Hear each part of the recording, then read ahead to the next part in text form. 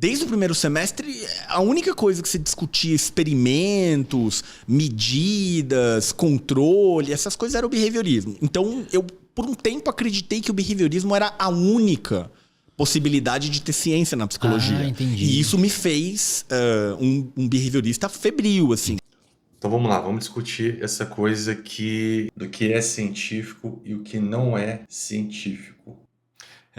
A ciência é pautada em métodos, em evidências, e quando a gente vai para o campo da psicologia, aparentemente a gente conseguiria enquadrar o sujeito dentro de comportamento, dentro de métodos, só que conforme a gente vai aprofundando esse campo psicológico, essa psique do sujeito, a gente se depara com essa subjetividade, né? E aí, dentro desse caminho, começam a surgir as incertezas, né? Onde a ciência ela não consegue dar conta. E quando a gente vê ele falar sobre o behaviorismo, essa questão comportamental, parece que a gente consegue enquadrar ela dentro de uma evidência, dentro de critérios, porque é como se pensássemos assim, né? O comportamento a gente observa, é como se a gente conseguisse colocar métricas, quantificar esse comportamento. Então, eu acho que é por isso que ele fala que dentro da psicologia, o behaviorismo ele surge assim como algo que se encaixa frente a esse método científico, como se fosse a única certeza, né? Se a gente pegar a história da psicologia, a gente vai entender que a psicologia estava tentando ser uma ciência, né? Ela estava tentando se desvencilhar da filosofia e se provar como ciência. Então ela surge através do método experimental, né? O behaviorismo é, né, uma extensão da psicologia experimental. Então a psicologia estava tentando se provar como ciência. Então o pessoal ele está muito fissurado ainda naquele método cartesiano, né, positivista, que eu preciso falsear aquilo para me provar aquilo. Então é o cara ainda que ele quer trazer uma verdade. Então é um método científico, né, Cid? É esse cara que ele quer o exame ali, ó, se puder ter um exame, eu quero esse exame. E aí, até por ser mais difundido, né, o senso comum acaba se apropriando disso como se fosse o único caminho correto a ser seguido. Eu digo isso até pela minha própria experiência dentro da faculdade, que logo de início eu fui apresentado ao experimento do ratinho, né, que aí era o reforço do comportamento. E aquilo ali, quando tu vê a primeira vez, tu se encanta, né? Porque parece exatamente como funciona a vida real, né? Ela não, e existe. E aquilo funciona. Isso, só que tu acaba reduzindo, né? Somente aquilo. E aí é aí que tá um problema. Aparece como se fosse fácil ter essa compreensão, né? E aí o comportamento humano ele está totalmente ligado a essa subjetividade, a essa interpretação do sujeito com o mundo. Por isso que fica difícil a gente enquadrar, né, somente dentro de uma perspectiva. Mas o bom do contexto que tu trouxe, né, é que foi o início. E aí, por ser início, é essa busca, né, de tentar trazer algo que vai ser de uma forma universal, né, um conhecimento onde se aplique para todo mundo. Então, é compreensível porque que acaba se entendendo de uma maneira mais prática também, né?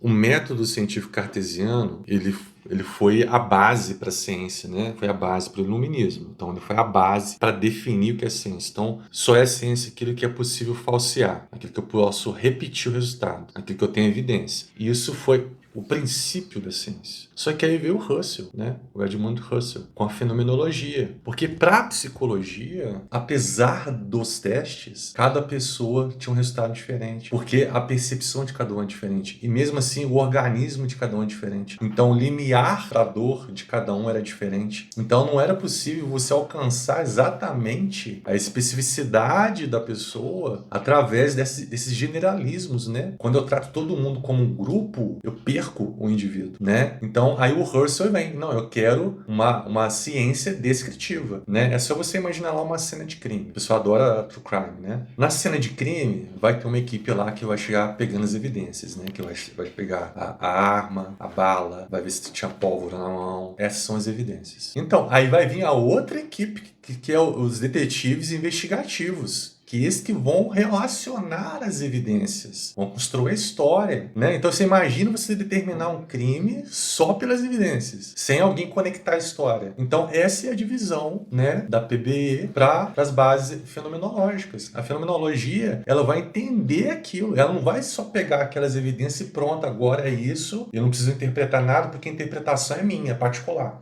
Então a interpretação eu não conto como ciência, porque não tem como eu provar ela. Então quer dizer que a investigação do delegado, dos detetives, investigadores, não é científico. Aí chegar o júri lá, o advogado no tribunal, ele vai ter que provar em cima das evidências, mas não só as evidências. Ele vai ter que argumentar a relação dos fatos, se houve intencionalidade ou não, quais são as justificativas, se a pessoa estava num pico emocional ou não, se tinha uma pré-condição de briga anterior. Dados, então né? isso tudo importa e muito, né? Isso importa e muito. E a gente acaba discutindo muito só a parte do profissional que se apropria desse conhecimento e aplica, sem discutir também que esse sujeito ele tem que estar aderente àquilo que ele está ouvindo, porque se não fizer sentido para o sujeito, né, dentro da psicologia clínica, aquela abordagem também ela não vai ser efetiva. O sujeito não vai se apropriar daquilo, porque não vai ter o sentido para ele, né? Então, se chegar lá com dado estatístico e tentar encaixar ele que dado estatístico, não. Exatamente. Não vai às vezes ele vai ser uma pessoa tão específica que não vai bater com ele, né? Tipo assim, não tem nada a ver comigo. Eu sou pessoa fora da curva.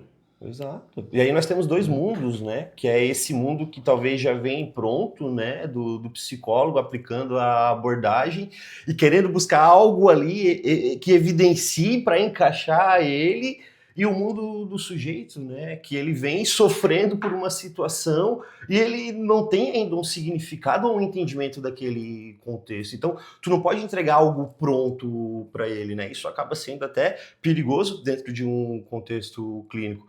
Por isso a importância, né?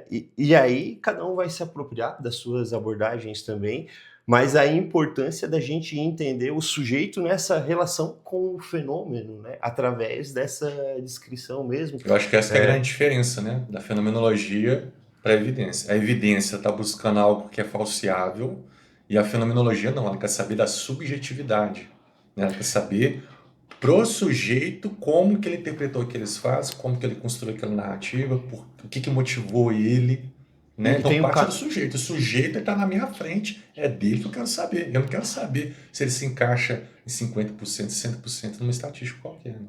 E aí, né, mas olha como é rico isso, né, esse método de descrição, porque dentro desse método de descrição, tu também vai conseguir evidências, né, só que aí as evidências elas não podem vir em primeiro lugar, né, então são dois mundos que acabam se confrontando. Por isso a importância da gente contextualizar esse vídeo, né? A visão deles ali é da psicologia baseada em evidência, né? Já é como se fosse a única Exato. com método científico. Então a crítica é essa, né? O método cartesiano não é o único método científico. A fenomenologia, o Husserl, ele quis propor esse método científico baseado na descrição. Porque ele atinge a subjetividade da pessoa. Se ele parte da estatística, ele não chega na subjetividade, né? E aí o vídeo não é em tom de crítica, né? Mas é trazendo mais ponto de vista para esse debate, né? É também não enviesando aí para o outro lado, tendenciando que uma é melhor com a outra, mas é trazendo para a discussão mesmo, né? Até porque assim, hoje o marketing ele manda muito, né? E se a gente não confrontar tudo que aparece aí através do tráfego pago, que é direcionado, a gente também vai acabar aí sendo direcionado e ficando cego em muitos pontos, né? Então, a importância desse debate.